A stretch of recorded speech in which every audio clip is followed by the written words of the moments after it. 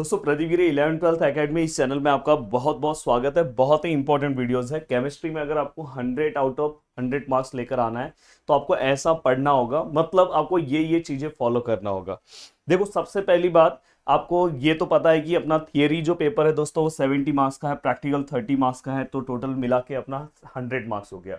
इस वीडियो में मैं आपको ये भी बताऊंगा कि थियरी का 70 आपको किस तरह से तैयारी करना है, 30 मार्क्स के प्रैक्टिकल्स के लिए भी आपको क्या करना है, सब चीजें मैं बताने वाला हूँ। अब चलते हैं वन बाय वन चीजों को स्टार्ट करते हैं। देखो, पूरा का पूरा आपका जो केमिस्ट्री है दोस्तों 12th का, वो 4 पार्ट्स में डिवाइड है। और ये 4 पार्ट्स का वेटेज कैसा है वो भी मैं आपको बता दूं। जैसे फिजिकल केमिस्ट्री है, वो टोटल उसके अंदर 6 लेसन आ रहे हैं, और जिसमें से विथ ऑप्शन 38 मार्क्स का पेपर आता है, और विदाउट ऑप्शन हम कंसिडर करें तो 26 मार्क्स का पेपर फिजिकल केमिस्ट्री से पूछा जाता है। इसके अंदर इनऑर्गेनिक वाले पार्ट में दोस्तों टोटल 3 लेसन होते हैं, जहां पे 17 मार्क्स के क्वेश्चन पूछे जाते हैं विदाउट ऑप्शन। विथ ऑप्शन अगर हम कंसिडर करते हैं 23 marks. Same organic and applied का भी इसी तरह से 25 मार्क्स ये, एंड देन यहाँ पे 12 मार्क्स। अगर मैं पूरा का पूरा कैलकुलेट करूं तो 98 मार्क्स का हमारा पेपर तैयार होता है, जिसमें से हमें 70 मार्क्स का पेपर क्या करना होता है, विदाउट ऑप्शन हमें क्या करना है, मतलब हमारा पेपर 78 मार्क्स का होता है। विथ ऑप्शन अगर हम कंसिडर करें तो 98 मार्क्स का पेपर है। दोस्तों सबसे पहली चीज, अगर आपको 70 आउट ऑफ 70 के बारे में पहले तैयारी करना है, फिर 30 आउट ऑफ 30 के बारे में किस तरह से तैयारी करना, सब चीजें बताऊंगा। बट यहाँ पे जो 70 आउट ऑफ 70 वाला जो पार्ट है थोड़ा सा डिफिकल्ट पार्ट है, तो इसलिए बहुत सारे लोग जो ट्रेडिशनल मेथड है वो अगर आप फॉलो करोगे तो आप अपने एग्जाम में अच्छे मार्क्स नहीं स्कोर कर सकते। ये चीज को आपको समझना होगा, क्योंकि यहाँ पे पेपर का पैटर्न चेंज हो गया आज से बहुत साल पहले। मतलब अगर मैं कंसिडर करूं जब अपना ये पैटर्न चेंज हुआ, उसके पहले एक पैटर्न था जिसमें 7 मार्क्स का क्वेश्चन लास्ट में पूछा जाता था। बट अपने पेपर में अब कहीं पे भी 7 मार्क्स के क्वेश्चंस नहीं पूछे जाते, 5 मार्क्स के क्वेश्चंस नहीं पूछे जाते। अब हमारे पेपर में दोस्तों मैक्सिमम क्वेश्चन जो है दोस्तों 4 मार्क्स का है, और 4 मार्क्स का क्वेश्चन भी वो लोग किस तरह से पूछते पता है, 2 मार्क्स में मैक्सिमम। आप जाके 2023 एंड 24 का पेपर उठा के देख लो, जो रिसेंट पेपर हुए, हमेशा उसी के ऊपर भरोसा करना चाहिए। तो आपको एक चीज दिखाई दे रहा होगा यार, अब जो पेपर पूछने का जो तरीका है पहले से चेंज हो चुका है। अब वो क्या कर रहे हैं पता है, क्वेश्चन को तोड़ तोड़ के पूछते हैं। तो यहाँ पे क्या होता है कि आपको प्रॉपर नॉलेज होना चाहिए क्वेश्चन का, और यहाँ पे आपको बहुत बड़े बड़े आंसर्स के पीछे पीछे अगर भागोगे तो प्रॉब्लम होगा। जैसे अगर कहीं पे कैरेक्टरिस्टिक है तो एनी 2 कैरेक्टरिस्टिक अगर आप याद करते हो तो भी आपका काम हो जाता है। एमसीक्यू टाइप में क्वेश्चन पूछते हैं, वेरी शॉर्ट आंसर। यहाँ पे देखो, यहाँ पे इस टाइप के क्वेश्चन है, ये 2 मार्क्स के क्वेश्चन है, तो वो एक्सपेक्ट क्या करते हैं कि आप 2 से वहां पे 2 से 4 पॉइंट्स यहाँ पे लिखना है, और यहाँ पे 3 पॉइंट्स लिखना है। मोस्टली हम जब 10th में पढ़ते हैं तो वहां पे 3 मार्क्स का तो 6 पॉइंट लिखना होता है, बट 12th में जब हम पढ़ते हैं तो यहाँ पे कभी कभी हो सकता है कि 6 पॉइंट लिखना है, पर कभी कभी डायग्राम ये सब बनाया तो 3 पॉइंट्स लिखा तो भी चलेगा। वैसे मैं एक वीडियो उसके ऊपर भी बनाने वाला हूँ कि 12th का एक्चुअल पैटर्न कैसा है 10th के कंपैरिजन में। 10th में आप अलग पैटर्न चल रहा था, 12th में अलग चल रहा था। तो हम अगर एक सबसे पहली चीज हमने ये एनालिसिस कर दिया कि हमें जो क्वेश्चन पूछा जा रहा है वो क्वेश्चन कैसा है, कम मार्क्स के लिए। क्वेश्चन बहुत बड़े बड़े क्वेश्चंस नहीं पूछे जाएंगे, तो हमें क्या करना है, बहुत ही अच्छे से छोटे छोटे क्वेश्चन से अपनी चीजों को क्या करना है दोस्तों, तैयार करना है। और जैसे हम छोटे छोटे चीजों को अपने क्वेश्चन से हम तैयार करते जाएंगे तो अपने आप हमें सभी चीजें कवर हो जाती है। अब दोस्तों ये पूरा का पूरा होने के बाद अब आपका फोकस क्या होना चाहिए। देखो, अगर आप में से बहुत सारे लोग रोज क्या चिल्लाते हैं पता है, कैसा ना, पार्ट 2 मेरे को नहीं आता है, पार्ट 2 नहीं आता ना, इसीलिए की वजह से मेरे को मार्क्स नहीं मिलता। देखो, अगर आपका टारगेट 100 नहीं है, कम भी अगर आपका टारगेट है, तो पार्ट 2 में ये वाला पार्ट तो हर बच्चा कर लेता है। लास्ट टाइम में हर बच्चा यही पार्ट करता है अप्लाइड केमिस्ट्री का, ये एक दिन में भी पढ़ सकते हो। बाद में अगर समझो ये वाला पार्ट आप आराम से, ये पार्ट लगभग सबका तैयार हो जाता है, क्योंकि स्टार्टिंग का पार्ट है ना, सब सॉलिड स्टेट सॉल्यूशन, थर्मोडायनेमिक, ये सब पार्ट सब फटाफट कर लेते हैं, कोई दिक्कत नहीं आता है। मेन दिक्कत आता है ये वाला पार्ट थोड़ा सा रह जाता है। ये वाले पार्ट में ना बहुत सारे बच्चे बहुत ज्यादा पढ़ते हैं, फिर भी बहुत कम आता है। रीजन क्या होता है पता है, ये वाला पार्ट मैथ्स की तरह पढ़ना होता है। मैथ्स की तरह सर कैसे पढ़ना है, तो आप रेगुलर एक टाइम टेबल बना लो। ये है तो 25 मार्क्स का, बट यहाँ पे आपको ये वाले पार्ट पे मेहनत इसलिए करना है कि ये वाले पार्ट में जैसे पहला लेसन इसका हैलोजन है, अगर आपने हैलोजन पे बहुत अच्छा मेहनत किया तो ही आपको आगे का पार्ट आएगा। पता चला आप हैलोजन नहीं पढ़ा है, आप जा रहे हो अल्कोहल पढ़ने, अमाइन पढ़ने, एल्डिहाइड पढ़ने, तो दिक्कत हो सकता है। तो यहाँ पे आपको सबसे पहले हैलोजन पढ़ना है, उसकी सभी चीजों को, उसका एक फॉर्मूला पूरा का पूरा जो लिस्ट है वो 1 पेज पे आप कन्वर्ट कर लो। जैसे अगर आप देखोगे तो हमने रैंकर बैच हमारा चालू किया है दोस्तों, रैंकर बैच हमारा चालू किया है।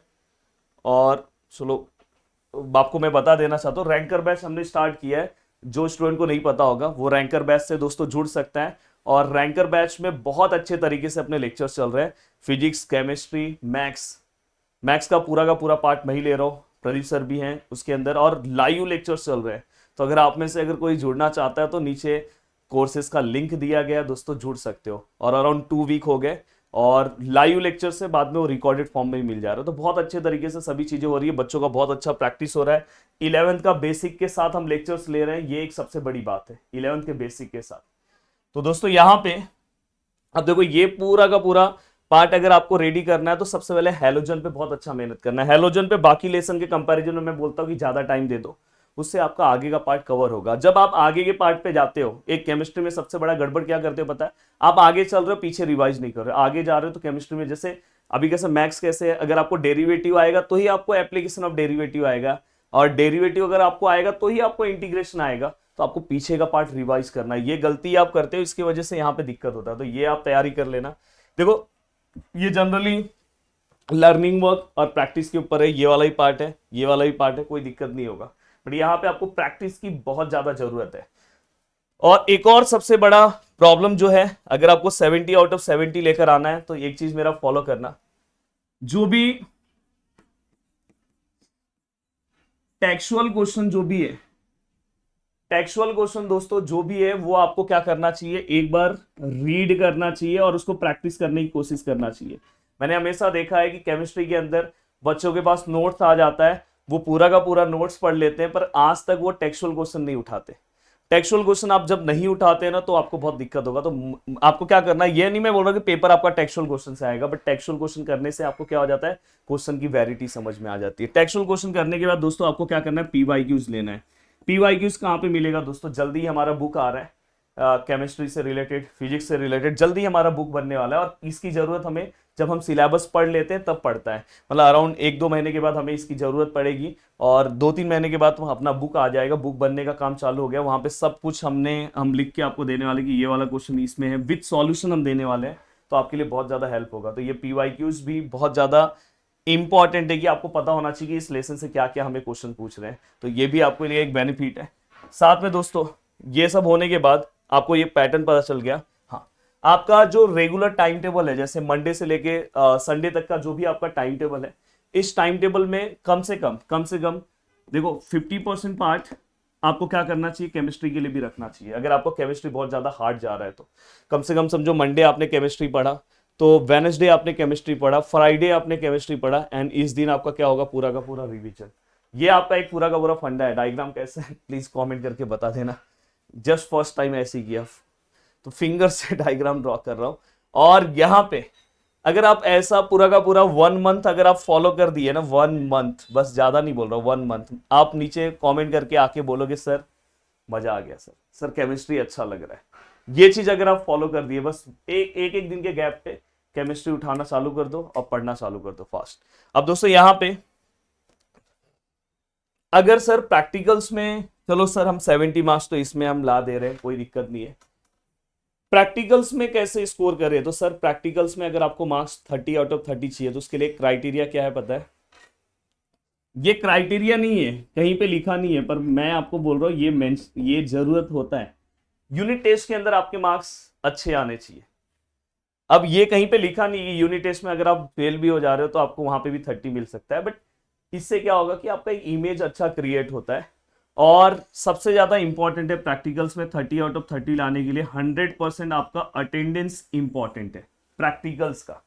प्रैक्टिकल्स जिस दिन भी अगर कॉलेज में हो रहा है उस दिन आप एब्सेंट मत रहना।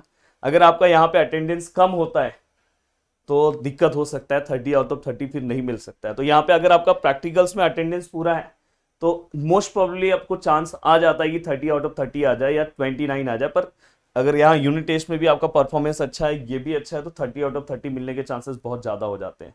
तो उम्मीद कर रहा हूँ कि पूरा का पूरा पार्ट मैंने बहुत अच्छे से बता दिया और आप बहुत ही अच्छे से अपनी चीज़ों को कवर करते जा रहे हो। और केमिस्ट्री का ट्राई करो कि सिंपल नोट्स पढ़ना स्टार्ट कर दो, जो हम रैंकर बैच के अंदर प्रोवाइड कर रहे हैं।